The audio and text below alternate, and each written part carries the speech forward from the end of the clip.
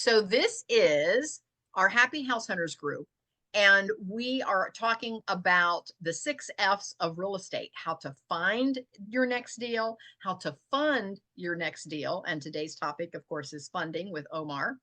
And then once you find it and fund it, how to fix it, because there's always something that needs fixed, like Deepak's drain. He just had to have that fixed. And then once you find it, fund it, and fix it, then you have to decide, am I going to flip it or am I going to fill it? In other words, are you in the market to just try to rehab something and then put it back out on the market and make a profit? Or are you a buy and hold investor where you're going to build maybe a retirement income or some passive income, or for whatever reason, you've decided that you wanted to do the holding, the buy and hold? And then finally, the very last F is, how many of those do you have to do to find your freedom number? In other words, let's make your day job optional. I'm not saying that you have to quit, because sometimes you're in a day job that, the money's pretty good. And I stayed in my day job for years after I started creating passive income, because it allowed me to buy more real estate, because I could get there faster by keeping the day job. I didn't have to quit it. I liked it and it paid well, so I stayed. But you do reach a point where you can then make the decision. Do I want to just live on the passive income, or do I want to buy more buy and holds, or do I now have this amazing team I've put together and I can just keep flipping and making money that way? So it's up to you. There's a million and one ways to make money in real estate. You can buy it, you can sell it, you can rent it, you can hold it. There's so many ways. You can just sit on it, and I've even done that. If you're young enough, and I'm going to say 40 or younger, if you're in your 40s or younger, you can actually buy real estate that the numbers don't even really work. But maybe the market is so tight that you're thinking, you know what, I'm going to buy 2 or 3 of these and I'm just going to sit on them. You know why? Because over time, when those properties appreciate and when your mortgage gets paid down, even if you fund them to get into them, at some point, the numbers are going to look really good. Let's go back and think about maybe our parents or our grandparents on what they paid for a property. Wouldn't you love to be able to do that today? Can you imagine if you could just sit on a few of those, even though the numbers weren't perfect, but you could just sit on them for 20 or 30 years, and all of a sudden those numbers are looking pretty darn good. So again, there's a million and one ways to make money in real estate. So today we're going to talk about how to fund some of those investment properties. So my first question, and I want to introduce Omar today, and he is my phone shut off. I had it all set up and then my phone shut off on me because I was telling my Adam story. Oh, anyway, he is with Spring Garden Capital, and I was just mentioning his pictures he had behind him there, and it's the Cincinnati neighborhoods and the Columbus neighborhood. So he's working in the Cincinnati and Columbus market. And don't think that you can't cast your net a little wider. If you're looking around in a particular market and you're not seeing properties that have the numbers that you're looking for, cast your net a little wider, because a lot of times you can get some properties in another market that are in great shape, great pricing, and all you need to do is build your team over there. And at the end of the day, if you're a buy and hold investor, at the end of the day, you can always use a property management company if it's something too far away that you don't want to try to drive there to flip the circuit breaker when they pop it, or or fix a doorknob when it sticks. You can have a property management company that, and again, we're not talking about buying and holding today, but I will say this: if you decide to be a buy and hold investor, which I am, that's kind of my sweet spot. If you are, you can kind of pick and choose what services you want a property management company to do. Sometimes you might say, I don't want to do any of it. I want them to do the evictions. I want them to do the new move-ins. I want them to do all the rehab. I want them to do all the maintenance. But you might say, you know what? I just need somebody to collect the rent and do the day-to-day stuff. But when I have a move out, I've got a couple of guys that I really trust that are not very expensive, and I want to go in and get it flipped ready for the next tenant. Or it might be opposite. You might say, I want to do the day-to-day stuff. I can have a software program to collect the rent and take care of minor maintenance stuff, but I don't want to do the big flip in between tenants, or I don't want to do the big rehab when I buy one. And so you can tailor what you want a property management company to do for you. So don't shy away from the buy and hold. And the reason I say that at the beginning of almost every one of these calls is because the biggest thing that I hear is, oh, my uncle used to have rentals and he hated getting called in the middle of the night. So I never want to do that. Trust me, there's ways you can do that and not get called in the middle of the night. There's all kinds of technology today that you can either manage yourself or have a management company do, and it becomes incredibly passive. And most of the millionaires in the world have done it with real estate. So keep that in mind. So anyway, Omar, talk to us. You are the Ohio representative for Spring Garden Capital. And how does the Columbus well, let me ask you this first. Tell us, how in the world did you get into lending to begin with? And then tell us how the Columbus and Cincinnati market differ. Yeah, that's a great question, Kathy. I got into lending by accident. I was in, I was always in finance, budgeting type of roles coming out of college.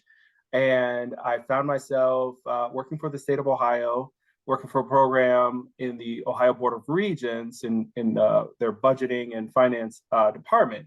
And I was also a part of the administration. And so Okay. when the new administration came on, I found myself out of a job.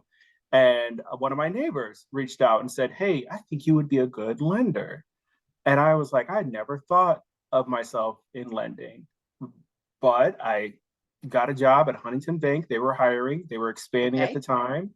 And it was right at the end of the 2008 recession.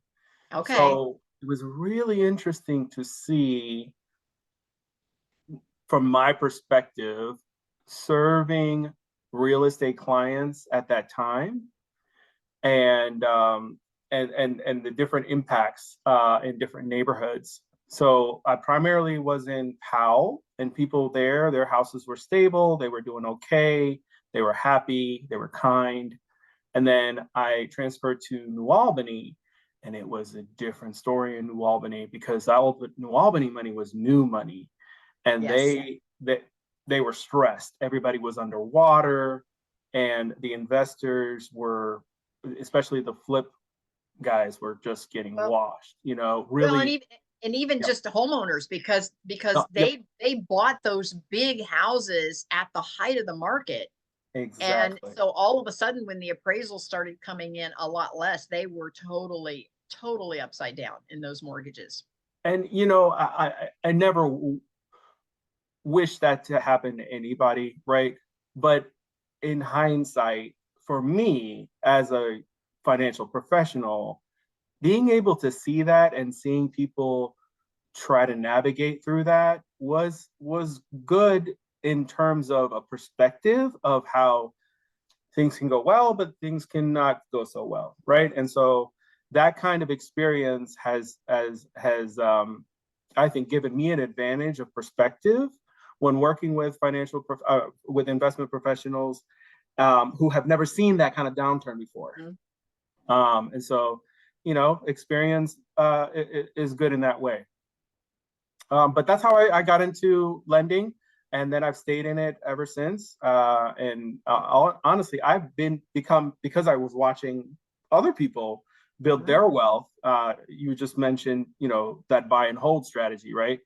I saw a lot of buy and hold people who who did well, Mhm. with that strategy throughout this past decade. So I was watching them and I was like, well, let me do it myself. So I became an investor. And so I have four doors, and I've done a couple of flips to get to those four doors. And it's worked out great for me. So it's a way for me to help other people through my experience in both lending and as an investor. And I'm sure that you'll support this thought, Omar, is that you just have to be careful not to get overextended.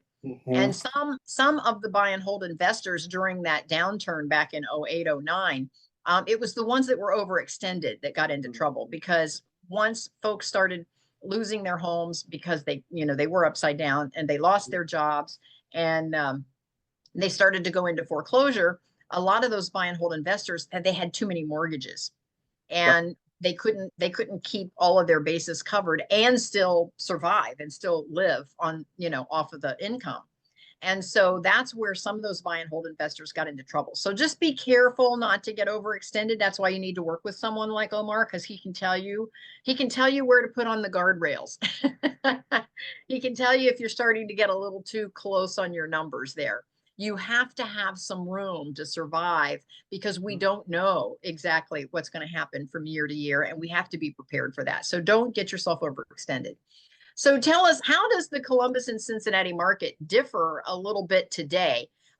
Like you, I got into real estate investing. You got into the funding part. I got into the investing part during that turn down, because there were tons of houses that were in foreclosure that went back to the banks.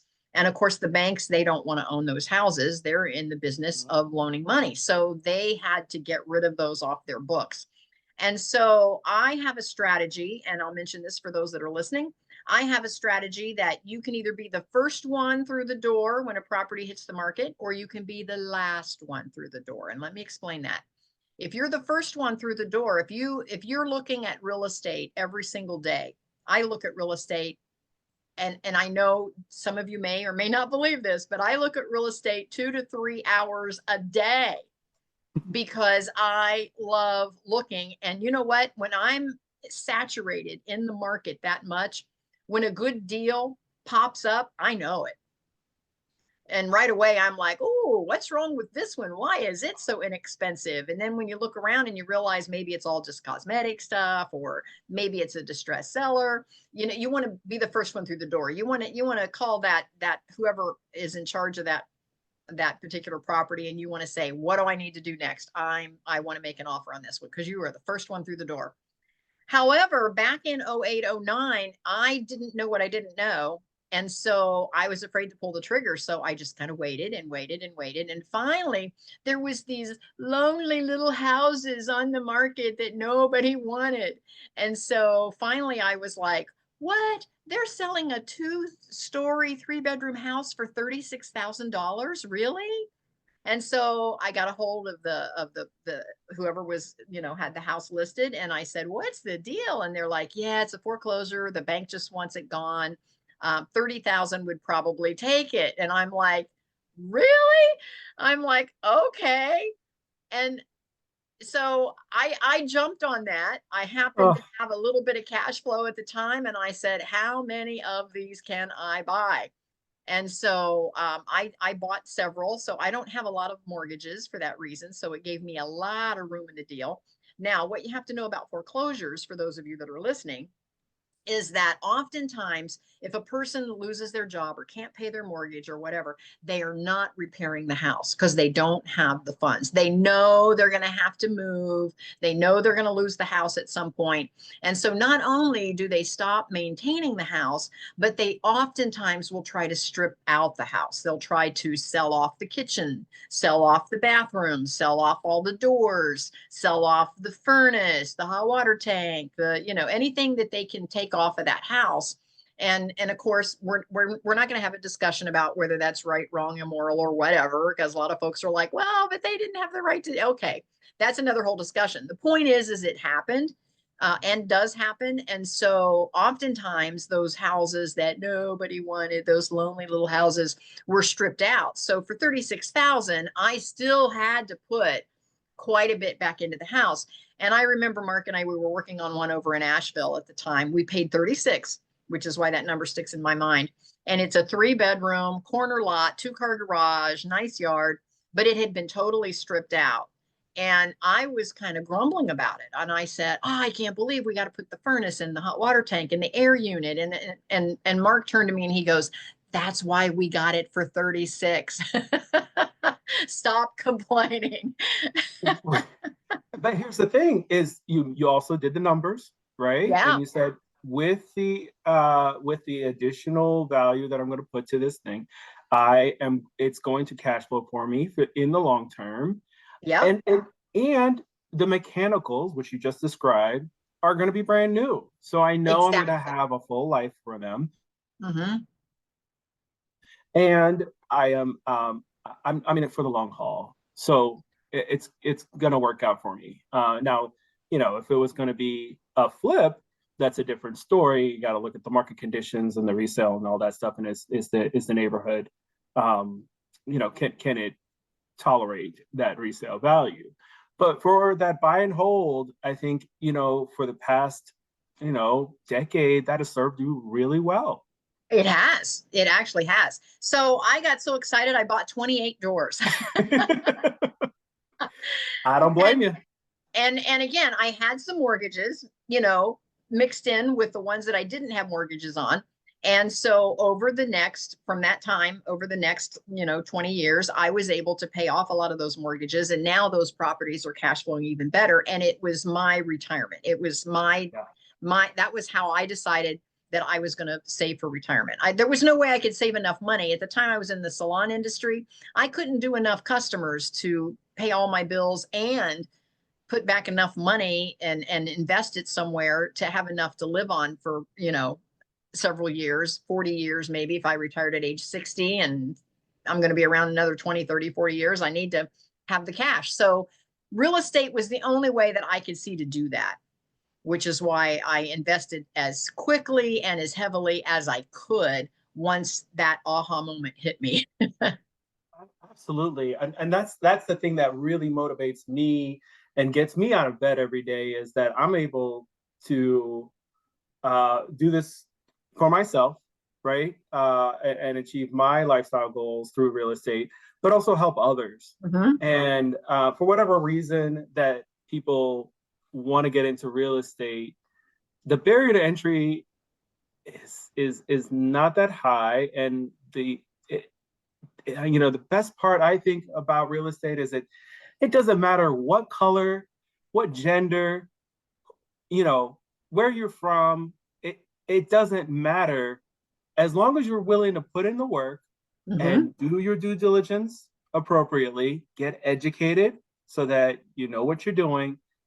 Anybody can do it because it's basic math. It's not rocket science, you know? It's not, but it is that risk factor because again, That's I right. think at the beginning we don't know what we don't know, and so we have a tendency to go, oh, this is a lot of my savings that I'm going to put out there, and if I do it wrong, it's gone. That's the And psychology, right? yes, yes. So again, start small. I started my whole real estate career, believe it or not, in my 20s. I bought a mobile home Mm-hmm. and I lived in the mobile home. And 5 years later, I sold the mobile home for more than I paid for it because I had it all fixed up and new Yeah. carpet and fresh paint, and it looked adorable. And I was able then to take that money that I got out of selling it, and that was enough to make a down payment on my first piece of real estate. Yeah. And so most of 25-year-olds, they're like, you're buying a house. They couldn't even fathom buying a house at that age.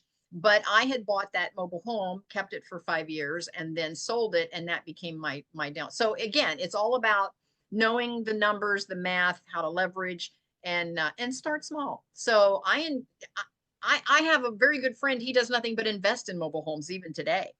And Yep. so I tell a lot of young people, start with a $10,000 mobile home. You paid more for your car. It's a very common strategic approach, is the flipping to getting to the buy and hold. And I think that's what I'm hearing from you, is that was a strategy. Instead of waiting to save up the money for your first buy and hold, flip a couple of properties, and then that way it gets you the assets so that you can be in a position to hold long term. Absolutely. So talk to us about the Columbus market versus the Cincinnati market. Is Columbus still a good market for these newbie investors? Absolutely. I think that the thing about the Columbus market is we still have a ways to go in terms of fulfilling our potential as a city. Um, we have a dynamic industry mix, right? So if even in a downturn, Central Ohio it stays stable because we have education, we have medical, we have insurance, we have government, we have a lot of recession resistant Mm-hmm. industries, right? Mm-hmm. Um, Absolutely. yeah. The other thing is our moderate growth. We're not extreme growth, so that doesn't attract over speculative investors, right? And so then that way you can have common sense approaches and opportunities that allow for moderate growth, not extreme growth. And compared to Cincinnati, I would say the price points are a little higher. The acquisition prices are higher. It is getting harder to find deals that pencil. However, the rents are going up, unfortunately, and that is not great for affordability. However, for an investor, that gives you a little bit added security that the market will be there and the demand is there. So that's on the Columbus side, and then on the Cincinnati side, similar, dynamic industry. Price points are lower, and opportunities for appreciation and solid rent capture is there. I love that. And in my search, I do cast my net a little wider, and I'm always Mhm. kind of looking around in that Cincinnati area. Yeah. Because again, I love a river town. I always have. You always want to get on the water. So Absolutely. One thing I would mention is that we are serving the Columbus Metro and Cincinnati Metro within up to 100 miles outside of the city center. So those Lancasters, those legacy cities who are also appreciating in value and stabilizing because people don't think twice about commuting from Springfield. right. Those are opportunities that we're willing to take a look at, and some of those deals pencil a little bit better as well. And if you're willing to venture out there, we can help you out there. Oh, perfect, perfect, perfect. Because Lancaster is one of my Mhm. bases because I love the tax base down there is a lot less for property Yeah, taxes. So and a lot of the rents are very similar, a yeah, little less, but not a lot, very similar to the Columbus market. And because there are a lot of commuters and they're working in yeah, Columbus and living in Lancaster. And yep, so I actually have a bigger cash flow on some of those properties than I do the ones in Columbus or in Canal Winchester. I live in Canal Winchester. That's where I'm coming to you from today, and the tax base, the property tax base here is pretty high. So I have 5 properties right in Canal proper, and my cash flow percentages are actually less than the mm, ones in Lancaster, even though the properties are higher value. So again, that's all about working the numbers. Omar can help you with that. He can help you make sense of all those numbers. Talk to us about the common sense underwriting that mm. happens with your organization. Yeah. I would say common sense underwriting means what is the true risk of the project, and we're looking at it in partnership with you, right? And so we're looking for credit score in the mid 600s. But if there's something a little lower or there's a reason, um, we're going to look at that, right? So medical, that doesn't mean that you're a um, not a quality borrower because something happened that's out of your control in terms of a medical expense, right? So, a common thing that we see a lot is credit cards being over leveraged because the nature of the work you're doing. So you're buying a $5,000 HVAC and it's Mhm. on your credit for a month or two, and now that you take a hit on that. Or even more than that, right? I've seen large purchases of materials on credit cards, but we're not going to penalize you for the nature of the work you're doing. That doesn't um, relate to actual risk. That doesn't actually relate to you being a borrower that doesn't pay back your loan. Um, so those are examples of kind of the ways that we're looking at risk. And then, in terms of the project itself, this thing needs to pencil out. It needs to make sense for you. And it also needs to make sense for us. So we're looking at, probably 75% LTV, 85% LTC, and 1.2 debt coverage ratio. that's normal, right? If it's outside of that, let's talk about it, right? And let us know why you feel that this thing still makes sense to you, and then we'll discuss it and move forward accordingly. Now, do you just do investment properties, or do you do one if, let's say, an investor wants to buy something, and we talked before about, you flip a couple to finally get the buy and holds. Mhm. And my strategy had been to buy one, live in it, like that first mobile home. I lived in it for 5 years, and that's a great way to, I call that the long flip. And that's a great way that you can flip some property, is buy something that you want to live in and then turn it into a rental, Yeah, or leverage it to buy something else, to maybe get out of the one family into a fourplex or whatever. Do you do owner occupied properties at all, or no? no, we don't. We only do non-owner occupied, and the reason is um, our perm lending partners Okay. won't fund that. I would say that uh, I do have access to people that can help you with that. Mhm. I'm actually currently in a house hack myself, and it's a perfectly fine way to increase your portfolio. But it's just not something that we do. Okay. How do you build those relationships with your actual borrowers, or the investors that are connecting with you? How do you have a pipeline that Yeah, do you let them know if there's properties that they might be interested in? So, I mean, do you do any of that groundwork for them in lending, or do you just wait for the investor to reach out to you? it's a dialogue. I would say that we're in constant communication with our borrowers. Um, Many of them have become good friends, Mhm. and it's just we bump into each other. I bumped into you multiple times now at these networking events, and it's a great community. And so they're like-minded individuals that they're kind of my kind of people, right? Um, Absolutely. yeah, optimistic, hardworking, um, purpose driven. And so it's just natural that we are just in continuous dialogue.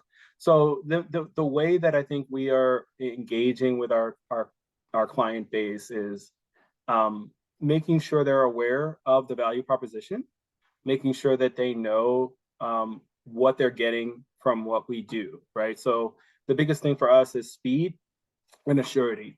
And Mhm. so, that's how we differentiate ourselves. The first thing we do is um, make sure that they know uh, from the get-go what they're up against in terms of total project cost. There's a lot of hidden costs that you might see from private lenders, and our you know differentiator is that we're showing you everything, so that way you're going in knowing exactly how much this thing is going to cost within 1,000 or two, and bake in some cushion as well, and analyze the deal together, right, and then move forward if it makes sense. And then the I speed part is where we add value. So from beginning to end, from a full application, we can close in less than 30 days. And the way we do that is through running our title and underwriting and appraisal all simultaneously. We're not doing it waiting on one thing to finish before the other. We're just running it all at the same time, and that way you're going to close on time. Well, And I then I love that. I love that. And especially once you build a relationship with your mhm, investors, you kind of know their numbers already. So when exactly. they bring you a deal, you're like, "Oh yeah, we can get this one done." That's another thing that I personally like to do is create a file even before we have a project that we're looking at together. And so that way we just focus on the project, and if it pencils, then we can just move forward. We already have the docs on the file. Yep, I do that too. I've worked with a particular hometown bank for a lot of Mhm, years, mhm. and so every year I update all my documentation Yep. with them, just so they have all my current income and properties and rental incomes and mortgage rates, and they have all of that on a spreadsheet. And I update that every year. So for those of you that are listening to this, if you're starting to go down that path of investing in properties, put your spreadsheet together, have all those numbers ready so that your lender, it brings Omar up to speed so much faster if you kind of already have that information.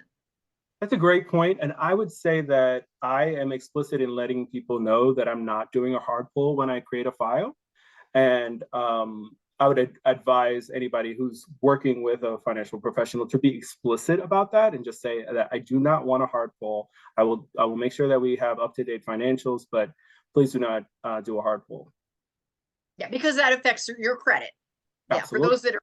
those that are brand new in investing, listening to this call, a hard pull does take away some of your credit points whenever a lender does a hard pull. And again, Omar just needs you to be truthful and authentic and what it is that you have so that he can best serve you. It's really hard when you have an investor out there that they don't want to tip their hand for whatever reason, and and Omar has to kind of pull it out of you to figure it out if he can do this deal or not. So the more information that you put together and have ready to go, the better it is for your financial picture.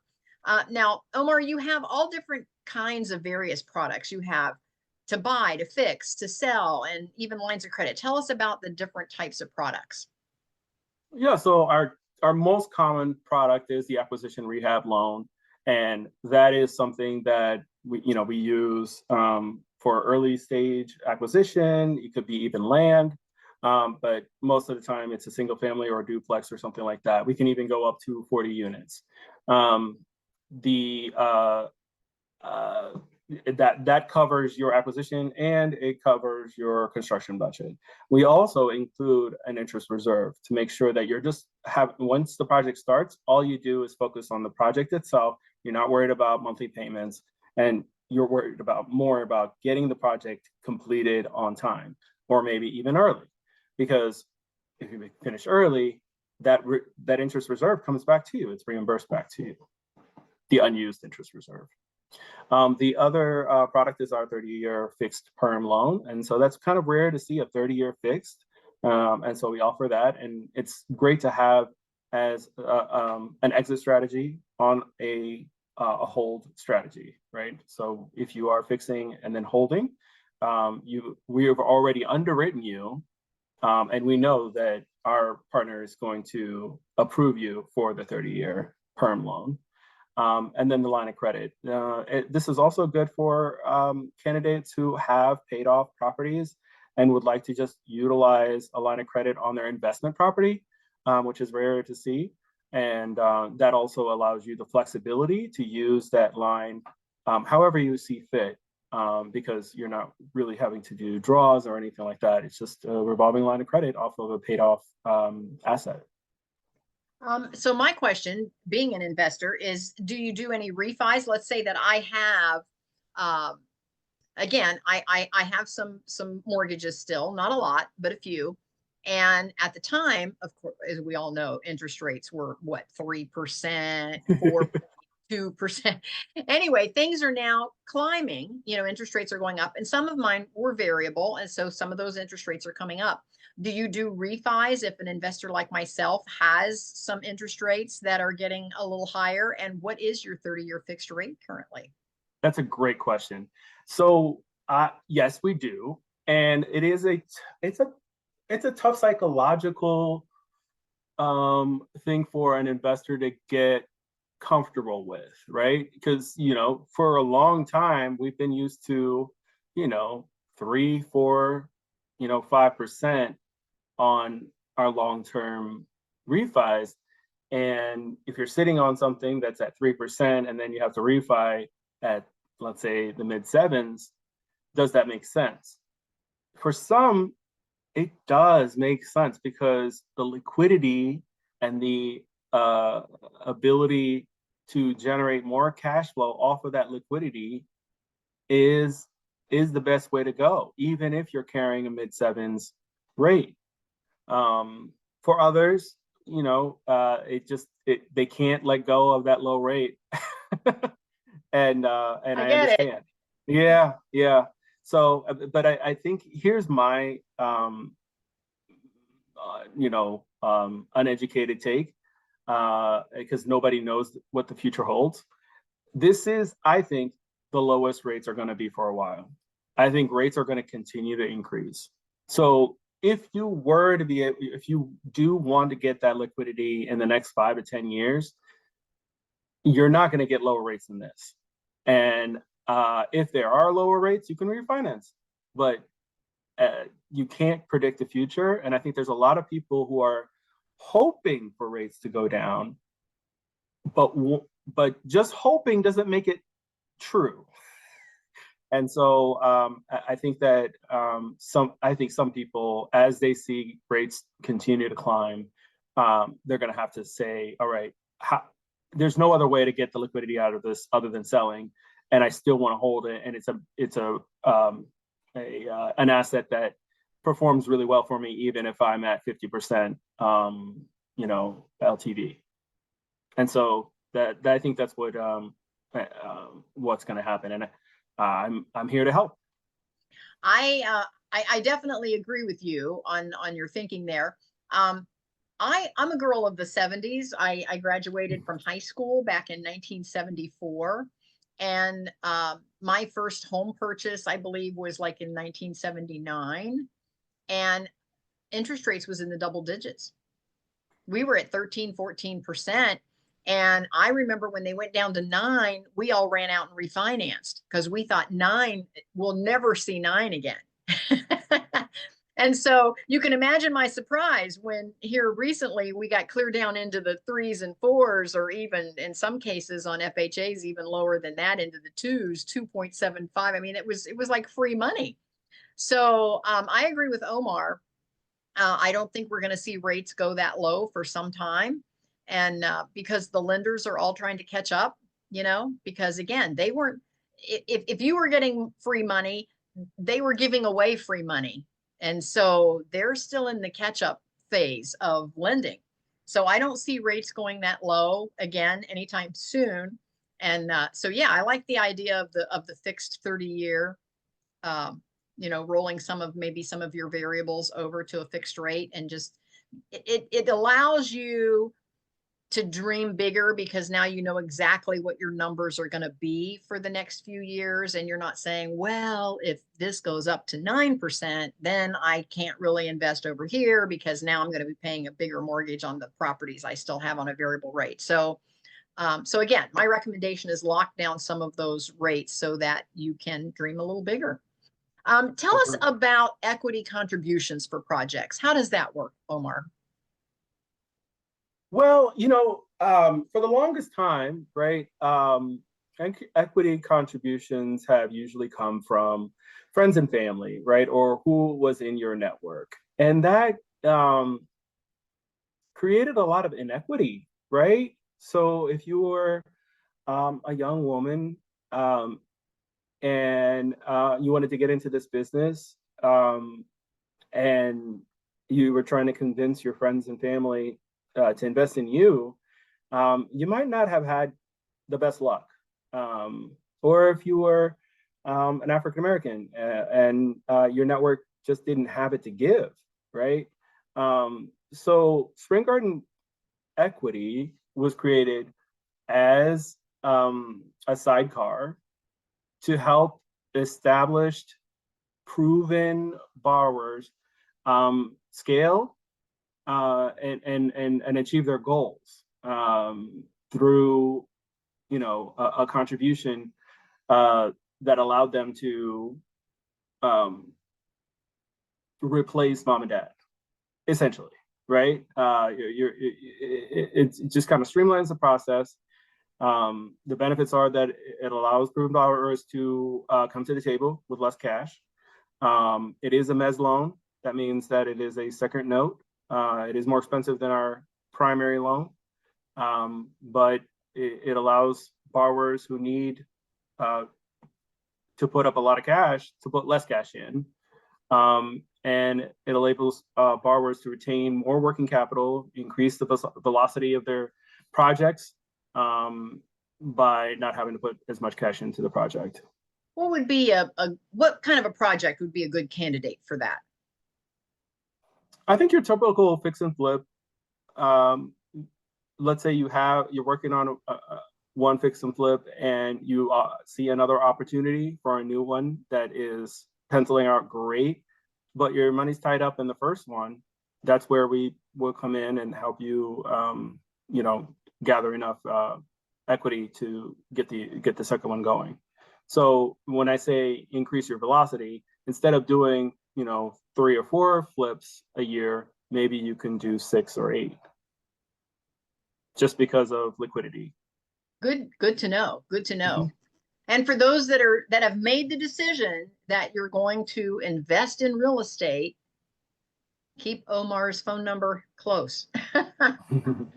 Now, what is one of the biggest challenges in the Columbus market that your company has had to overcome? I think that the biggest challenge,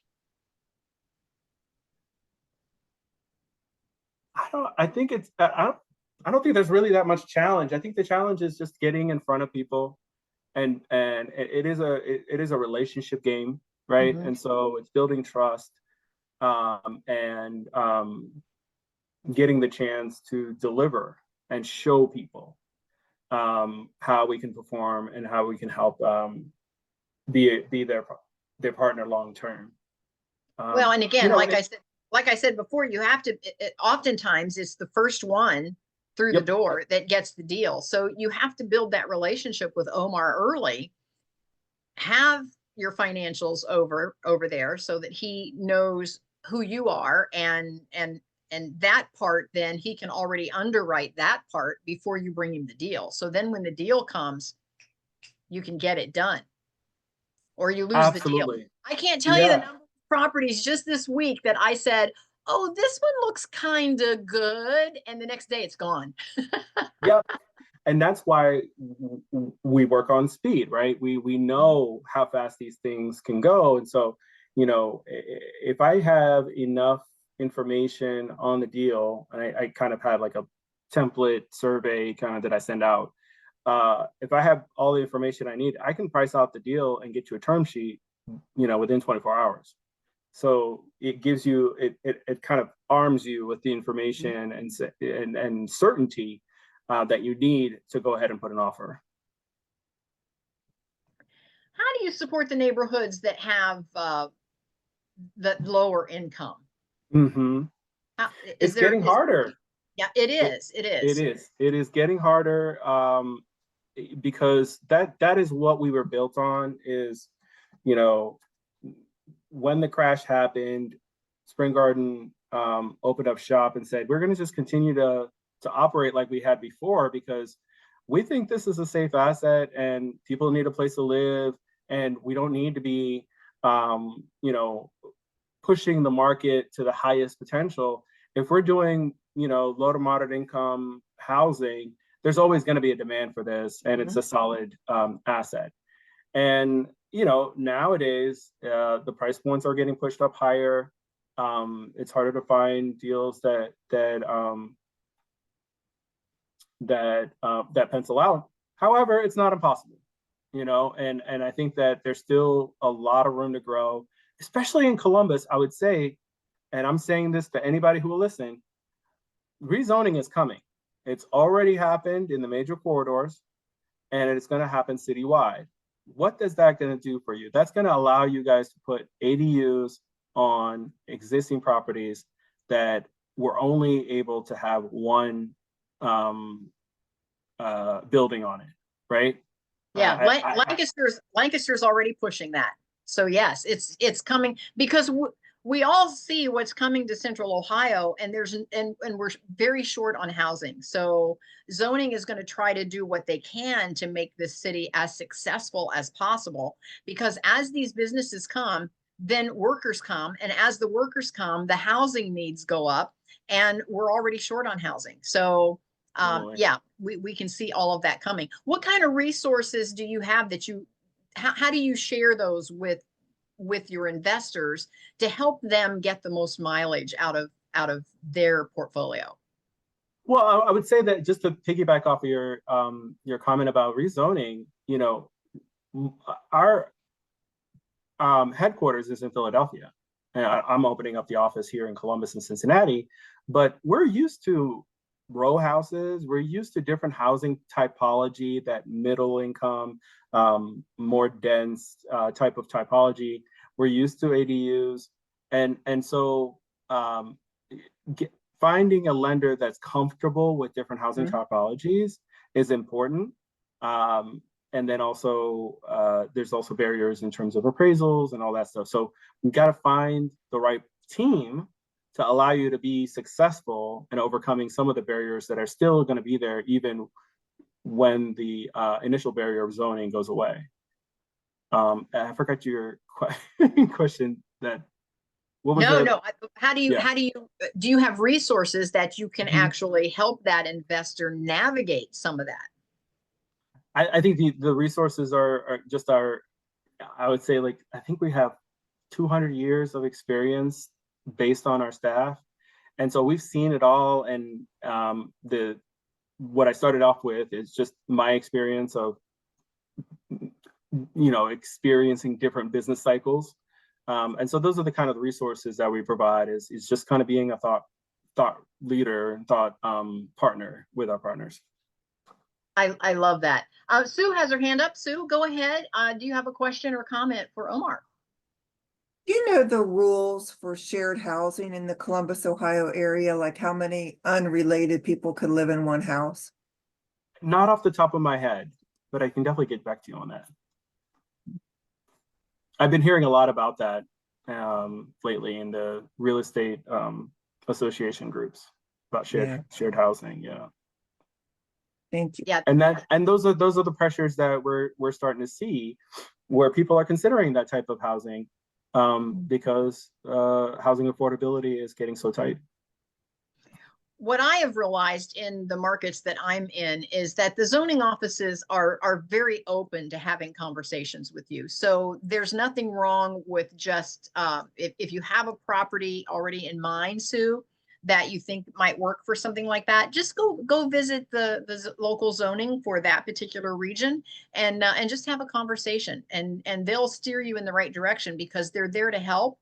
And they have to, of course, abide by the Ohio Revised Code, but there's all kinds of variances that you can apply for, and they're going to be the voice that knows the ropes the best because that's what they do. They're entrenched in the zoning thought process all day long, and so they'll help you in any way they can to let you know what you can or cannot do in a particular area.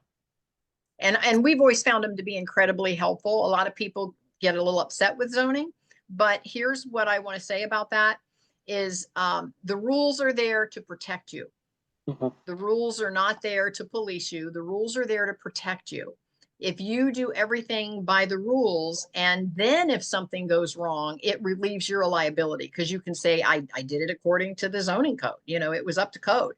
And how many times do we see some huge catastrophe and we say, why did they let them get away with that? And it's usually where some company or organization has tried to get, under the fence somehow and not abide by the local zoning. Like what was it, the supper club that caught on fire and people couldn't get out because they had a side door chained shut because they didn't want people to come in that way. But yet all those people died because of the fire and they couldn't get out. And zoning said you weren't allowed to have that door chained when you were open. But the supper club did because they felt it was in their best interest to have that door locked. And so again, the code is for a reason. It's there to protect us. It's not there to police us. So anyhow, visit your zoning office. I find them to be very helpful. Any other comments or questions for Omar? Yes, Raj. Omar, I live in New Jersey, so I know this is a Ohio-based call. Are you licensed to write loans out in my neck of the woods? Yes, we have actually We have an office that serves New Jersey, out of Philadelphia. Great. Are you Southern New Jersey or Northern New I'm in Jersey? northern New Jersey, 30 Okay. minutes outside of Manhattan. Yeah, and New we're York. expanding as well, so we might have an office even closer pretty soon. And you guys specialize in the DSCR, debt service Correct. consolidation loans for buy and Correct. hold multifamily. That's the product I'd look into. Now, usually that requires 25% down if it's an investment property. Is there any ways around that? How to get that lowered, or are there any grants to help with the down payment, just to get started in buying and holding, or looking to get this on autopilot so that it's all running and being paid for by the tenants that are in place? No, actually, I mean, what you're going to see out there is you're going to see 75% LTV as a standard. 80, and we will do up to 85% loan to cost. Okay. So that way we can factor in. The best way to do it is just to show you, right? And that's kind of the best way to articulate what you got to bring to the table. Yep. But that 85%, up to 85% loan to cost should cover a majority of your rehab expenses. And we can always get a second loan for the down payment then, right? Or this. Correct. See, I'm all about creative financing. And that's why I'm here on this call today to, That's right. I attend a lot of them, and I want to research creative funding, and then, get more customers for you that way. Yeah, that's right. So if you could just put your contact information in the chat, and I can take a screenshot of that, and I'd like to work with you once I'm good and ready. Happy to do so. Yes, and or make sure that you click that it goes out to everyone, because a couple of folks are over in the audience listening. And so make sure there, when you say to, make sure you click the everyone button when you put that in there. And I'll also put my contact information there as well.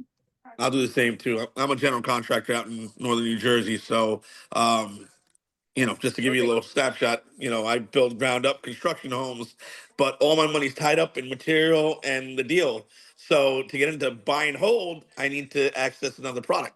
So that's where Omar would come in. And I'll put my information in the chat as well, so you guys have it and we can be in touch. Raj, thank you so much. And welcome. you also might take a look at your portfolio and see where possibly you could just do a line of credit on maybe some property that you have some equity in to get that down payment together. But make sure that you include it in your numbers to make sure your deal works for you. You don't want to, again, you don't want to be too heavy in the borrowing portion of the deal. So Omar, I do have equity, but what if that equity, I mean, a good amount of equity, but it's in my primary residential home where my family resides. Part of me is kind of scared to mess with that and keep that intact. What's your thought process on that? Everybody's different, and I'm not telling you what to do. I'm just telling you what I did. What I did was tap into my home equity through a line of credit. Mm-hmm. And that way, once the project is done, I was able to put the money back. And that was a way that I could tap into the liquidity without refinancing or anything like that. I also did that off of my brokerage account. And you could also do it off of your retirement. Again, not telling you what to do. I'm just saying these are things that I've seen other people do. Mm-hmm. Right. And Raj, I've done it as well. I've used my home, my actual primary residence equity and on a line of credit. And I've gotten into several properties because I can use it over and over and over. Because again, like Omar, I pay it back at the other end of the deal. But just make sure you have enough room in the numbers. I cannot stress that enough. You just don't want to get too heavy on the borrowing side. You just always want to leave yourself some room there. Because you never know when you need a new roof or a whole new furnace, or so leave. And again, you're in the business, you get it, the cost of some of that stuff. So just make sure that if you're going to use your home equity, it's certainly a great strategy. Just make sure you have room in the numbers. Great. And Raj is the typical profile of a client of ours, right? Contractor that's doing some properties on the side. Is perfect because operational experience is so key, right? Other examples of borrowers are, developers that do this for a living, right? And so they're consistently just doing one at a time, or two at a time, or 10 at a time. And then we have partners that are maybe accountants or engineers that are just doing it as a side hustle. So it ranges the type of borrower that we serve. Right. Raj, you're in a pretty good position. And the reason that you're a great borrower is because the lender can take a look at you and know that at the end of the day, you're going to get the project across the finish line because you have some skills in the actual game of real estate. You're not just an investor as a bystander and counting on a whole team over here somewhere to get the job done. The lender knows that you can get it across the finish line. So you're in a good spot. Yep. And I have a great credit score too, so that definitely helps. Then you're in a better spot. Yep. It's just so buying and holding. If I tap in my home equity in my primary home, that's going to be used for the down payment to acquire the investment property. How do I pay that back? It's over a period of time. Then from whatever's left over, then what would be the best way? You would want to have a refi exit strategy. Okay. So that 30-year fixed product that we would have, we would want to make sure that you're not leaving any money in the home equity line, and that it pencils out so that we can refinance it based on the after repaired value. Like the Burr strategy, right? By Red Wing. Yeah. Okay. Makes sense. Yes. Right. That makes me more confident. You're going to get the funding to get into the deal and get it rehabbed. And then once you get refinance it and show that it's got rental income coming in, then you're going to put it over into a 30-year fixed. Gotcha. And then let the renters pay it. Then let the renters buy it for you. That's right. Yep. And what we like to do is we're not only underwriting on a flip, right? We're underwriting on both strategies when we do the initial underwriting for the renovation, so that we can ensure that you have an exit strategy going forward. Well, that makes me a lot more confident. Absolutely. And then with that line of credit, once you pay it back, now you can use it again. Rinse and repeat, correct? Yep. Rinse and repeat. Yeah. And not only that, I mean, I'll admit, I get approached by so many lenders that want to, see what they can do for me, but it's all about relationship management. I don't want to deal with 10 lenders. I want to deal with Omar. If the synergy is there, then the path is forward. You know what I mean? So I'm glad I joined in today because you were very in depth, and I got a good feel from your background. Well, and thank you. I really appreciate that. The other thing about working with just one person is we've set up a system where you're working with one person from origination to underwriting to closing to the draw process all the way to payout. Right. And so you would be working with the same person the whole way through. And so that just kind of, reduces, the telephone game and all that. Right. That's great. Well, and especially Raj, since you're boots on the ground and you're out there actually doing the project, the last thing you need to do is to chase all the phone calls trying to get admin time. Absolutely. Right. Totally. Pain in the butt. Well, thank you so much for being with us today, Raj. I appreciate that. Absolutely. I'm going to give my contact information to you guys just that we stay in touch, because I really like the way you ran this meetup today. I can tell you have a wealth of background, Kathy. So I'd definitely like to support you guys in future meetups as well. And there you have my contact information in the chat. Perfect. Thank you so much. Yes. Omar already has his information in the chat. Mine's simple. It's just my name, kathybenner.com. And you can check out all of the replays. We talk to folks like Omar every month on the third Monday of each month at 12 noon. So feel free to tap in. And again, we're going through the 6 F's: how to find it, how to fund it, then how to fix it, how to either flip it or fill it, and then finally, what is your freedom number to make that day job optional. So tap in, and it's the same Zoom code that you had today. You don't have to register each time. And for all of you that are on the call, you can just put it right on your calendar with the Zoom code that you used today, and you can get in anytime on any of the calls. So we appreciate you being here. Any other questions or comments before we go today? 67 people. Yes, Deepak. Yeah. I don't have any questions, but just want to thank Omar Kathy, you asked me for my intro when I joined, but I was trying to figure out things here. But my name is Deepak Diwali. I live with my family here in Pickerington, and I currently have one investment property, and learning from Kathy and team, and trying to add more this year. So I plan to have at least two bird on this year, and I'm definitely going to reach out to you, Omar, on this process. Maybe I'll reach out sometime this week, and maybe create a folder created, and then Yeah. there. Deepak, what do you do for your day job? I'm an IT manager. Oh, yeah. I work for a health insurance company. Yeah. You actually are one of the, I'm overgeneralizing, but your profession lends itself well to this kind of work. Just because you're a rule follower, you get your systems, your processes down, and then you just rinse and repeat. And that's actually one of the people that the type of person that does really well in this work is somebody who can execute consistently over time. Okay. Omar, I agree with you. Mhm. Deepak is going to go far. I love his ambition among all of his other attributes. He is definitely an ambitious young man. So I'm excited to see where he's going to go in his real estate investing. I can't wait. Yeah, and just before I leave, I think one of the questions before you mentioned in the prep was about kind of what excites me the most. And I think the thing that excites me the most about working with this clientele is the opportunity to help people buy their time back.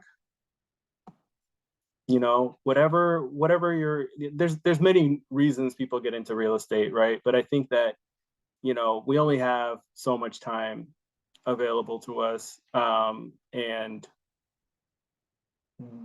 I think real estate allows for people to be able to design a life that works for them versus a life that works for their job.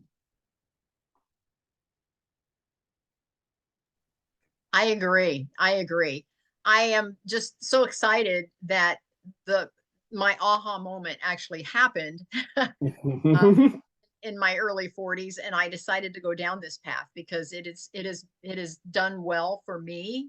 It has been a blessing in my life to invest in real estate.